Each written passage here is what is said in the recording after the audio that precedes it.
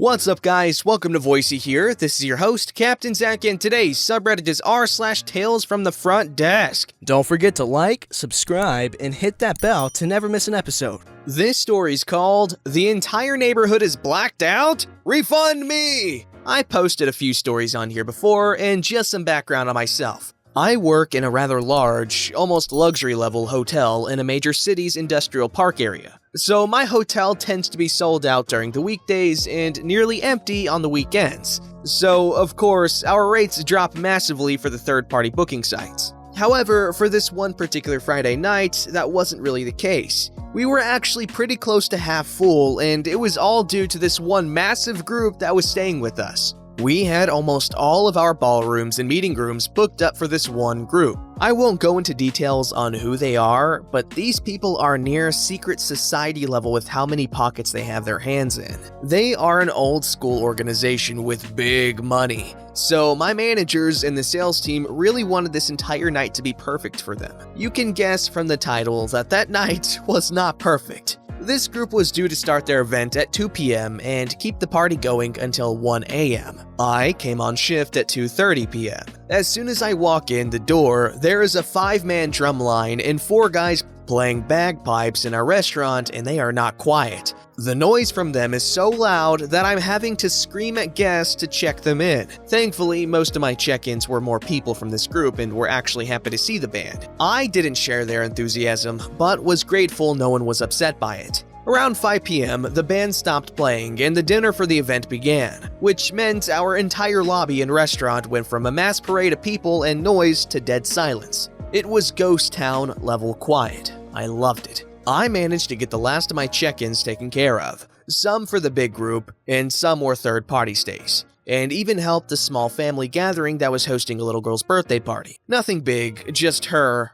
parents, and some friends for a pool and pizza party. We don't allow food and drink in the pool area, so I let the family use one of the empty meeting rooms that the massive group didn't book. They were grateful and tipped me and the other 2 staff members who helped them out a nice $10 each. The massive group's dinner ended at around 7 p.m. and they consumed our bar and restaurant again. The lobby was bursting with people in fancy dresses, expensive tuxes, and lots of red fez hats. I'm not kidding. They are that kind of old school organization. By 9 p.m., they had gone from loud to loud and drunk. My head was beginning to hurt, and I asked our engineer to watch the desk while I ran away to the restroom. I decided to use the restrooms in the pool area, so I had an excuse to check on the pool party people. They had already gone to their rooms, and another family was using the pool area now. I picked up some towels that had been thrown about and mopped up a few puddles, then headed on to the restrooms. At 9:20 p.m., I just finished washing my hands and go to dry them when the lights go out.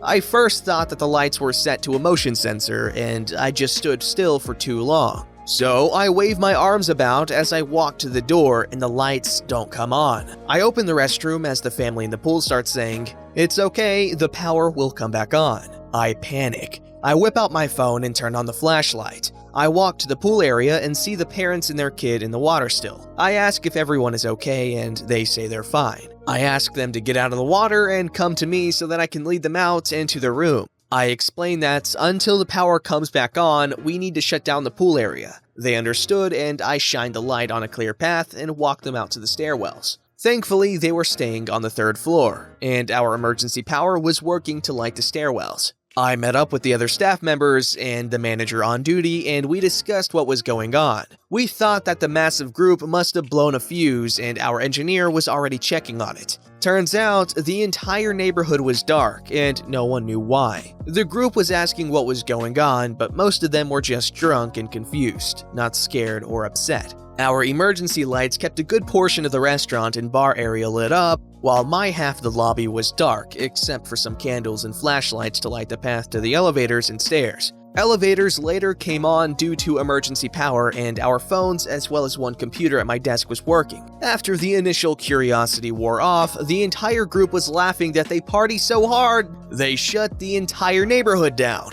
They were also happy that our bar and restaurant were still open and serving, despite the now limited options. Guests were calling from their rooms, asking what was going on, and after ensuring that they weren't hurt in their rooms, I just explained that we were working on it and the power would return shortly. That answer wasn't enough for this one entitled girl. So when is the power coming back on? We are waiting to hear back from the power company at this time. I can give you a call back and let you know once we have an answer if you'd like. Well, is the pool closed? Yes, miss. We have to shut down the pool and fitness area until the power can be restored. It's not safe to be in there at this time. This is bullcrap. I want a full refund right now. Miss, I understand you're upset and do apologize for the inconvenience. However, we are not able to make that decision at this time. You're not refunding me? I paid a lot of money to stay here. Either open the pool or give me back my money. Miss, I cannot do that at this time. I'm sending my boyfriend down there to talk to you. This is unbelievable. He's gonna kick your ass, you stupid. She ended the call and I just rolled my eyes.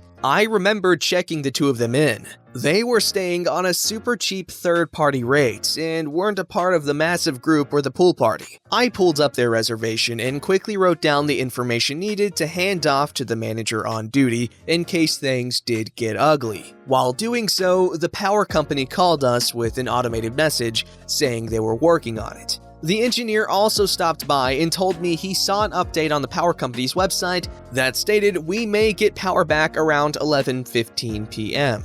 Seconds after the engineer walked off, the boyfriend came down to the desk and was running sideways to me and crashed into my desk, almost knocking a lit candle over on me. He was clearly drunk. Hey, my girlfriend just called down. Can I get your manager's info? Sure, here's my general manager's business card with my name and title written on the back. I'm the front office supervisor here. Yeah, cool, thanks. Crazy about the power. Do you know what's going on? Actually, after speaking with your girlfriend, the power company called us and informed us that they are working on it. We have the estimate that power will be back on around 11:15 p.m. Cool. Hey, sorry for my girlfriend. She paid and is kind of freaking out on it. But I mean, we did pay a lot.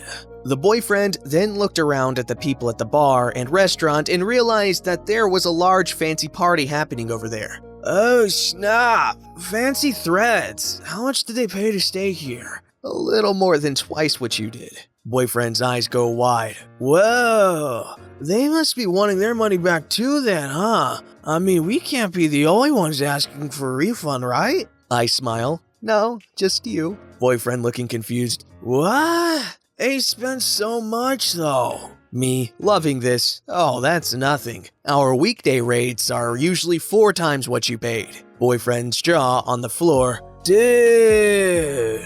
I was 100% serious and the guy realized it. He then turned and walked into the crowd of people at the restaurant. Sometime later, his girlfriend came down off the elevator looking for him and gave me dagger stares as she stopped into the crowd to find him. I didn't pay much mind to her and went back to what I was doing. At 10:30 p.m., our power came back on, and at around 11 p.m., and started unloading on me about how everyone was loving the power outage except this one young couple who she and her staff never served, but were clearly wasted and tried to order drinks. She turned them away because the guy was in a t-shirt and swim trunks while the girl was wearing a bikini with a tank top over it. Our restaurant does have a dress code, so does the bar. You can't be dressed like that and expect to be served. I laughed and told her about the angry phone call I got from the bikini girl wanting a refund. The bartender gaped and then told me she overheard them arguing after she turned them away from the bar. The girlfriend tried to argue with my bartender about being turned away, and the boyfriend went pale and dragged her away when he realized they were being stared at and laughed at by all the people in the fancy threads. My bartender told me their argument was more the boyfriend begging to either go back to the room or go home. The girlfriend was fuming and wanted her refund. The boyfriend offered to pay her back and she accused him of being embarrassed of her. He actually nodded and said, "Yes!" loudly in her face. She shoved him and ran off angrily. They must have made up later on because before I left, I saw them playing around in the pool after hours. I told my security guy to just leave it be for an hour, but to keep an eye on them. I got told later that they just went to their room a little while after I left, tried to do a late checkout and were denied, trashed the hotel room, and did call my general manager wanting a refund. My general manager heard the story from me and just shrugged it off. and let me take the phone call explaining that not only was her request denied, but due to her behavior on property, she isn't welcome back. I love my job.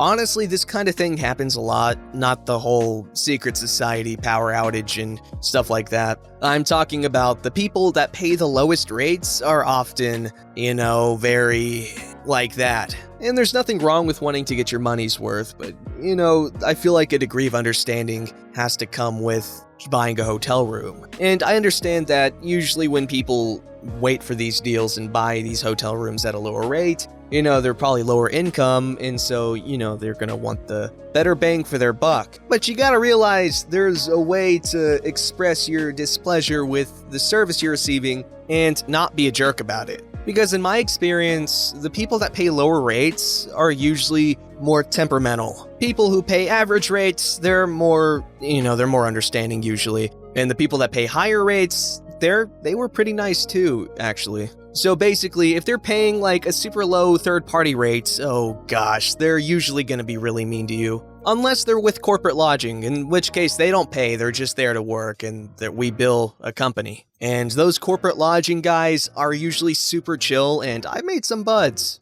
This story's called Some Guests Defy Common Sense. I don't know why, but it seems like the craziest things tend to happen on Thursday nights. To make matters worse, my security guy doesn't work most Thursdays for some reason. Thankfully, I can generally handle crazies by myself, but last night was something else. Early on in the morning, a new reservation showed up in my arrivals. A little while later, a girl walked in to check in along with whom I would assume was her boyfriend. I get her credit card information, check her in, and it seemed to be going how it should until after I hand her her key cards. Can you escort me to my room? I was a bit flustered by the request, but I still kept my customer service smile. Unfortunately, I'm not allowed to leave the front desk. Sorry about that. It was an odd request. Nobody has asked me that before. Heck, our rooms are ridiculously easy to find, too. Just keep on walking down the hall until you find it. No turns, with room 300 to 325 one way and 326 to 350 the other way. Still, I thought nothing of it and just continued on with my night. The girl and her boyfriend left for a little bit and then came back. I just did what I usually did. Watched YouTube, looked at stuff on Reddit, and occasionally patrolled the first floor of the hotel since my security guy wasn't there. Then the lady and her boyfriend showed up again. She walked up to the front desk and asked for another keycard since she accidentally left hers back in her room. I thought, no biggie, and assured her that it happened all the time. Then I gave her the card, expecting her and her boy toy to leave. But she didn't. She argued with her boyfriend a bit, telling him to just go get his stuff out of the car, saying it was unlocked. This happened several times. She then started talking to somebody on the phone until she started arguing with them while wandering the lobby, slowly getting louder to the point where I was tempted to tell her to quiet down. I was actually getting pretty annoyed at that point. Boyfriend was just kind of following her around while she argued with whoever it was on the phone. Then she did something so unexpected, so stupid, and so aggravating, I was just gobsmacked that anybody would even consider such a thing. While by the sundry shop, she, out of nowhere, just knocked off the metal lid for the trash can over there, sending it flying across the floor toward the front desk. I was in shock, but I was also angry. So I picked up the lid, cutting my thumb in the process, and tried to put it back together and put it back on the trash can. While I did so, I told the girl off. I was absolutely ticked. You need to leave, right now. But I have a room here! I know, but you need to at least leave the lobby. You can't just throw stuff around. Finally, the girl and her quiet boyfriend walked down the hall. I glanced over there after washing the blood off my thumb and saw what was going on. The girl and her boyfriend were by the vending machine, and the lady had the gall to have knocked down a couple of plants that were low to the ground across from it. At that, I started walking towards them, and as soon as they saw me coming, they scurried out the side door. Thankfully, nothing was broken, so I just put the two small plants back in their holder place, careful to wipe off any blood. I also went over and finally found a band-aid to cover up my bleeding thumb. I would have done so earlier, but I was so angry and trying to keep an eye on those annoying guests.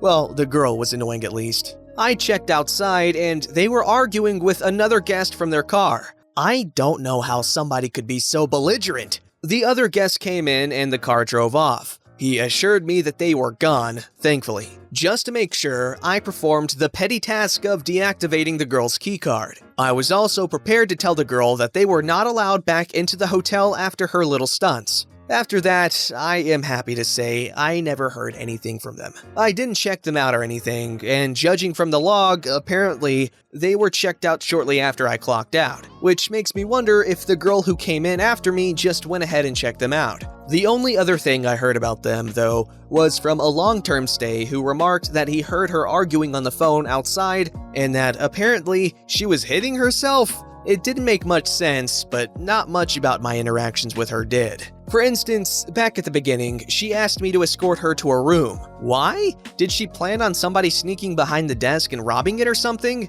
Not to mention, the random acts of violence against inanimate objects while arguing on the phone was something that made absolutely no sense. Hopefully, I never see that girl again. According to a reservation, she lived on the other side of the country. I hope she went back there and stayed there. How are people okay with acting like that in public? What the heck? Don't forget to like, subscribe, and hit that bell to never miss an episode.